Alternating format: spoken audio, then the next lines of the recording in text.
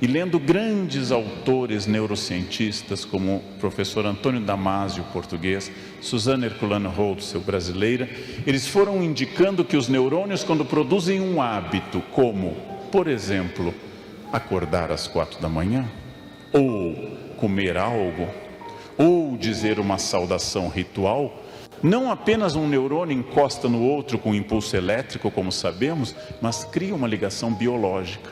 Dessa forma, o neurônio acaba ficando ligado ao outro através do hábito, e toda vez que eu repito aquele hábito, é muito bom para o meu corpo.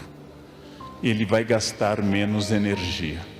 A vida tomada de hábitos, a vida tomada de repetições sistemáticas, é uma vida profundamente econômica de energia.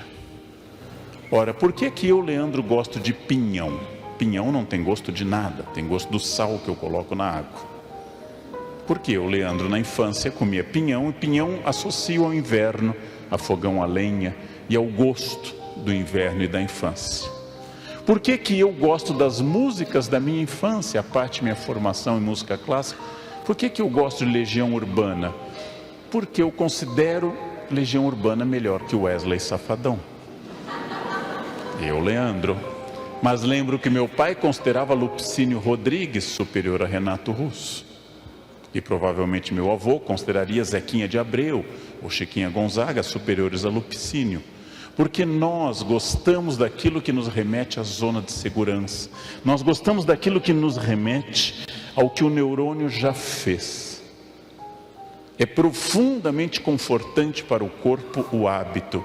Quem acorda sempre na mesma hora, quem deita sempre na mesma hora, quem come sempre na mesma hora, quem come mais ou menos as mesmas coisas, quem faz mais ou menos as mesmas coisas, produz sobre o corpo e sobre o cérebro um efeito bastante profundo de método, de ordem. E o neurônio gosta disso. E nós nos inserimos nessa ordem. Ora, essa ordem não é boa nem ruim, apenas ela é uma ordem. E ela é absolutamente biológica e produz a zona de conforto. Por um lado, a zona de conforto me acalma. Por outro lado, a zona de conforto não exige de mim o melhor que eu possa dar.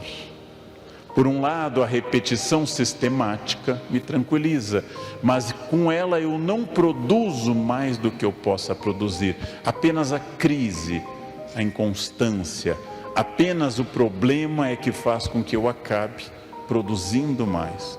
Qualquer médico pode ser excelente profissional se atender uma paciente num ambiente muito luxuoso, sem problemas graves. É preciso ser um grande médico para atender num pronto-socorro de uma grande cidade, numa madrugada de festas. Qualquer professor dá aula para 5 pessoas numa sala com ar-condicionado. É preciso ser um grande mestre para ter um 6º ano, numa tarde de novembro, depois de um feriado, antes da aula de educação física ou depois da aula de educação física. Quem é capaz de dar aula para 45 pessoas e ainda amar essas crianças, é um gesto épico de dedicação. Exatamente a crise, é a crise que revela as pessoas, a crise que transforma as pessoas, a crise que me tira da zona de conforto, é a crise que faz com que eu saia de uma região repetitiva. O conselho da minha avó, já citada, era para ficar na zona de conforto. Ela dizia às mulheres da família: seu marido ronca, não separe, o próximo pode bater. Fique com esse, né? Não era só o zelo católico pela fidelidade do sacramento, mas uma observação prática de vida, né? E seu chefe é ruim, seu superior é ruim, é um ruim conhecido, o outro pode ser pior. Então fica essa questão do ousar e do repetir. É claro que a perspectiva, o afastamento para eu ter uma distância em relação às coisas, ela é fundamental. Mas saibam, tudo aquilo que me tranquiliza, tudo aquilo que me leva para a minha região de conforto, me afasta do sucesso. O sucesso eu não estou entendendo aqui como ganhar dinheiro, pode ser. Sucesso eu estou entendendo o intelectual, sucesso eu estou entendendo o empreendedor, sucesso eu estou entendendo a dona de casa, sucesso eu estou entendendo o religioso que tem objetivos e quer atingir o seu sucesso, perfeição da alma, acúmulo de dinheiro, cuidados com a família, seja o que for. Tudo aquilo que me tranquiliza me afasta do sucesso. Tudo aquilo que me deixa bem me afasta do bem e do desafio. Por isso que todos querem o sucesso, mas eu não sei qual a escolha certa.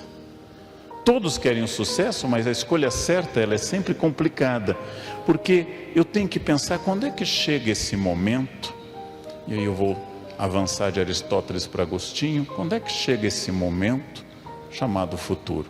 Agostinho estuda muito a sucessão de tempo e fala muito de um presente quase contínuo em relação a isso. Eu nunca sinto o futuro, porque eu estou sempre no presente, e o passado é sempre uma memória que já fugiu. Então vem a seguinte questão: quando chega o futuro? Eu vou dar uma resposta semi-agostiniana e semi-pelagiana também. Nunca chega o futuro. Nunca chegaremos ao futuro, porque eu estou sempre no momento presente. E o minuto seguinte é o meu presente. Logo, eu vivo, inspirado em parte na reflexão de Agostinho sobre o tempo, eu vivo num tempo contínuo, num tempo presente. Eu vivo permanentemente nesse momento. E esse momento só aconteceu porque eu tive passado. Ou seja, eu hoje, Leandro, sou o futuro do Leandro de 2000, ou o futuro do Leandro de 1980, quando eu estava no ensino, entrando na faculdade, saindo do ensino médio. Ora, mas eu estou aqui porque eu fiz coisas no passado. Então, apesar de não existir futuro, não existe futuro. O que existe é o que eu faço hoje, que prepara o outro presente. Eu, Leandro, estou aqui e eu não entrei na faculdade pensando, eu vou estudar muito, porque um dia eu teria a honra de ser convidado para esse espaço e falarei para vocês. Mas eu estou aqui porque eu tomei decisões no passado.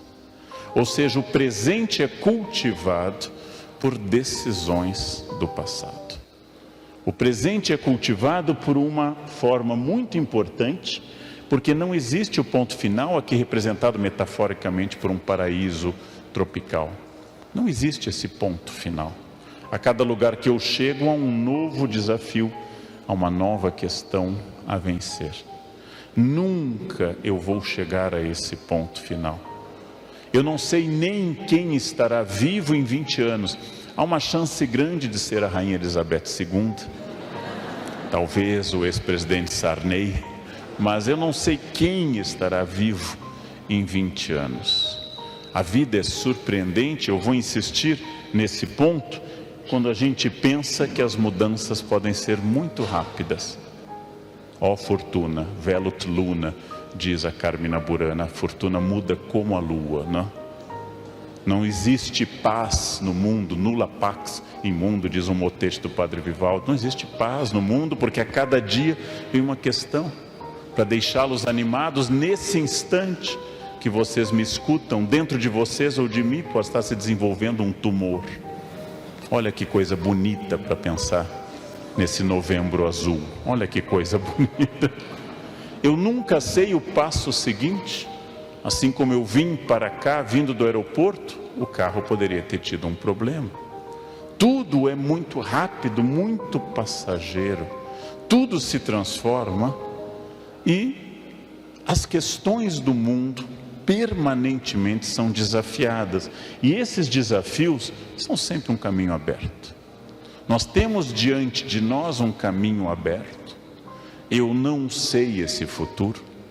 Eu tenho apenas a capacidade de planejar o presente, mas voltando à noção agostiniana, capítulos passado, presente e futuro, o futuro é quase esvanecido, quase desaparecendo. Porém, eu vou substituir essas palavras agostinianas por palavras contemporâneas. Por passado eu entendo a experiência que trouxe cada uma e cada um até essa noite. Por presente eu entendo a ação de estar aqui. Quantas pessoas caminhando através da cidade, eu vi, estavam em bares. Vocês estão em uma palestra, uma noite de quinta-feira. Ou seja, essa é uma ação. O que for decidido internamente por cada um, vai marcar o presente de amanhã, ou seja, o dia de amanhã, que será o seu futuro. E essa antecipação que os gregos chamam de strato-agos, o estratego, é a antecipação chamada estratégia. Estratégia é a capacidade de eu me antecipar. É uma virtude que começa com a infância a crescer, mas nenhuma criança é estratégica. Nenhuma criança jamais disse à mãe: coloque um casaquinho, porque o tempo pode virar. Isso é um pensamento que a gente só tem na terceira idade. À medida que envelhecemos, a bolsa vai sendo munida de remédio, casaquinho, guarda-chuva, papel higiênico. Quanto mais envelhecemos, mais vamos ficando estratégicos. Porque nós sabemos, diz o Hamlet, que a consciência nos torna covardes. Nós sabemos que é importante estar preparado. Estratégia é a capacidade de eu me antecipar.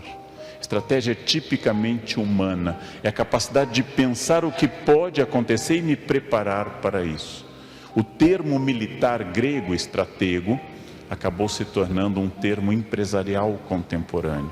Há uma estratégia, e essa estratégia ela é muito importante. E lembrem-se, o erro é parte da espécie humana.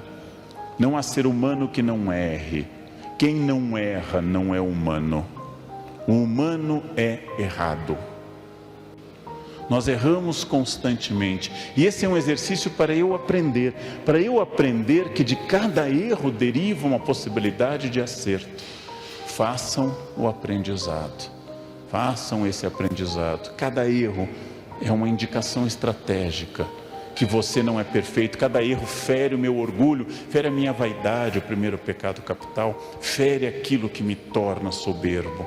Cada erro mostra, você se acha muito, perceba que aquilo que você faz diariamente, desde que nasceu, desde que você tinha 11 a 14 meses, que é andar, você tropeça. Hoje, tenho 54 anos e tropeço. E eu treino isso diariamente há 53 anos. É uma lembrança permanente. Você é humano, você nunca atingirá a perfeição. Não se vanglorie, não fique soberbo, porque tudo que te protege te sufoca. Usando a metáfora da gestação, do embrião, da galinha, do pinto no ovo. Se até o 21º dia, terceira semana, o pinto romper o ovo, ele morre. Se a partir da terceira semana ele não romper, ele também morre. Toda vez que eu protejo demais um filho, um aluno, um subordinado, eu o torno limitado. Todas as vezes. Não há fórmula mais clara para tornar alguém imbecil do que mimá-lo. Quando eu mimo alguém, eu reduzo a sua humanidade. Ou seja, tudo que me protege também impede que eu saia da zona de conforto. Vamos dar agora um princípio mais psicológico e filosófico. Por que a estratégia é difícil? Ora, eu sei que se eu comer o doce, o donut, que aqui está, eu vou ser feliz agora. E se eu não comer, eu vou ser feliz no futuro. Se eu comer o doce, eu vou ter 1 minuto de prazer na boca. E o resto da vida estará na minha barriga ou no meu quadril. O resto da vida. Eu tenho opção entre 2 caminhos. O prazer imediato ou o prazer estratégico de médio e longo prazo. Se eu comer comida carregada em gordura, bacon, pururuca, eu tenho só a vantagem de não ter Alzheimer. Porque quem come gordura diariamente morre antes de chegar à idade de ter Alzheimer. É uma vantagem, é uma vantagem. Comida gordurosa impede doenças degenerativas. Você passa para outra aos 35 no máximo. Bem, eu tenho que tomar decisões a todo instante. Acontece que o prazer de ficar na cama para alguns, ele é imediato. E ter que fazer alguma coisa, ir para a escola, estudar, produzir, rezar, é um prazer que vai no momento seguinte. Então nós temos que optar entre dois prazeres, e isso vem a pergunta: como eu saio dessa acomodação? Como é que eu quebro a tendência cerebral, cultural, de seguir o que é mais fácil, de seguir o que é mais prático, seguir o que é mais agradável ao cérebro? Isso é uma questão importante. Em primeiro lugar, eu tenho que entender que eu sou protagonista. Em primeiro lugar, eu tenho que entender, analisando a vida de grandes pessoas, intelectuais, militares, estadistas, místicos, que eu sou protagonista. Em toda a história, nós estamos tomados por dezenas de milhares de exemplos de protagonismo. Pessoas que saíram da sua zona de conforto e implantaram uma mudança extraordinária. Gente como Machado de Assis, mulato, epilético, filho de uma mulher muito pobre, e que de repente decide ser o maior escritor da língua portuguesa. Nada na sua biografia indicava isso. Havia uma donzela analfabeta, sem formação, no interior da França. Ela teve uma ideia: eu vou até o rei da França e vou libertar o país. É Joana d'Arc.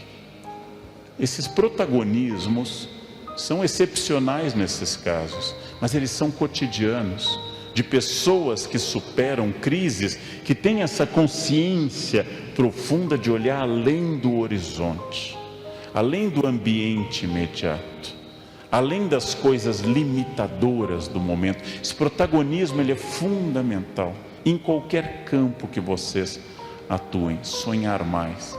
Disse um publicitário em São Paulo, Nizanguanais: você deve sempre querer ser Alexandre o Grande, nunca Alexandre o Médio.